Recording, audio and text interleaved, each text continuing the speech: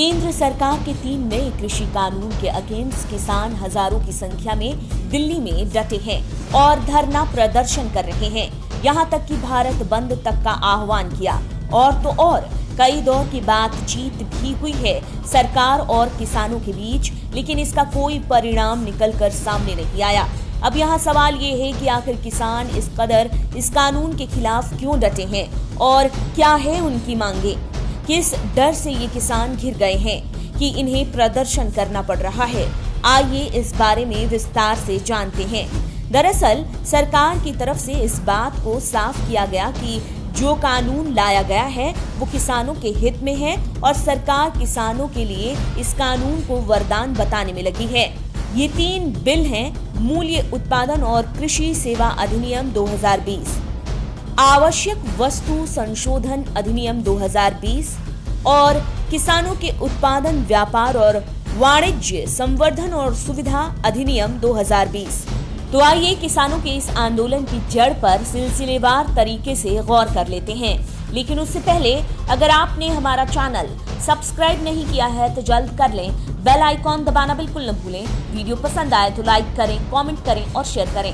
किसानों को सबसे बड़ा डर है न्यूनतम समर्थन मूल्य यानी कि एमएसपी खत्म होने का। दरअसल कानून के जरिए कृषि उपज मंडी समिति यानी कि मंडी से बाहर भी सरकार ने कृषि कारोबार के रास्ते खोल दिए। अब यहाँ डर ये है कि मंडी से बाहर भी ट्रेड एरिया घोषित होने से होगा ये कि लाइसेंसी ट्रेडर किसान से मंडी के अंदर उसकी उपज एमएसपी पर लेते हैं, पर अब एमएसपी को बेंचमार्क नहीं बनाया गया है बाहर कारोबार करने वालों के लिए। ऐसे में एमएसपी मंडी से बाहर मिलने की कोई गारंटी नहीं है।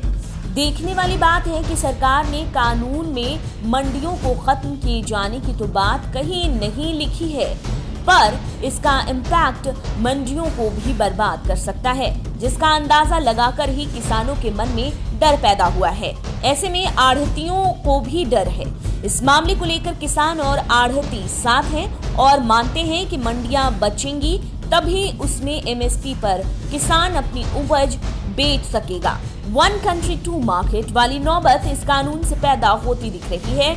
ऐसा इस वजह से क्योंकि मंडियों के अंदर टैक्स भरे जाएंगे तो वहीं मंडियों के बाहर नहीं भरे जाएंगे। इस वक्त जिस एग्रीकल्चर ट्रेड की मंडी से बाहर सरकार ने व्यवस्था बनाई है उसमें कोई टैक्स नहीं देना होगा कारोबारी को, पर औसतन 6 से 7% तक मंडी के अंदर का मंडी टैक्स लगता है। किसानों का तर्क है कि अगर मंडी समिति कमजोर हो गई तो बाजार के हवाले किसान धीरे धीरे होते जाएंगे और ऐसे में सरकार द्वारा तय रेट से ज्यादा भी कम भी उसकी उपज का मिल सकता है। कॉन्ट्रैक्ट फार्मिंग से जुड़ा भी एक बिल है जिसके तहत कंपनियों और किसानों के बीच अगर किसी तरह का विवाद होता है तो एसडीएम फैसला करेगा। किसान कोर्ट नहीं जा पाएंगे, उसकी अपील डीएम के सामने ही होगी। अब यहाँ डीएम एसडीएम पर किसानों को विश्वास नहीं है क्योंकि उन्हें ऐसा लगता है कि सरकार की कठपुतली के जैसे होते हैं इन दोनों पदों पर बैठे लोग, वो कभी किसानों के हित के बारे में बात नहीं करते। देखने वाली बात यह है कि जो बात एक्ट में नहीं लिख रही है केंद्र सरकार, बाहर उसी का वादा कर रही है। ऐसे में भ्रम पैदा हो रहा है किसानों में। अपने आधिकारिक बयान में वादा कर रही है केंद्र सरकार की एमएसपी जारी रखी जाएगी और मंडियां बंद नहीं होंगी, पर यही बात एक्ट में नहीं लिख रही है। ऐसे में शंका और भ्रम फैल रहा है।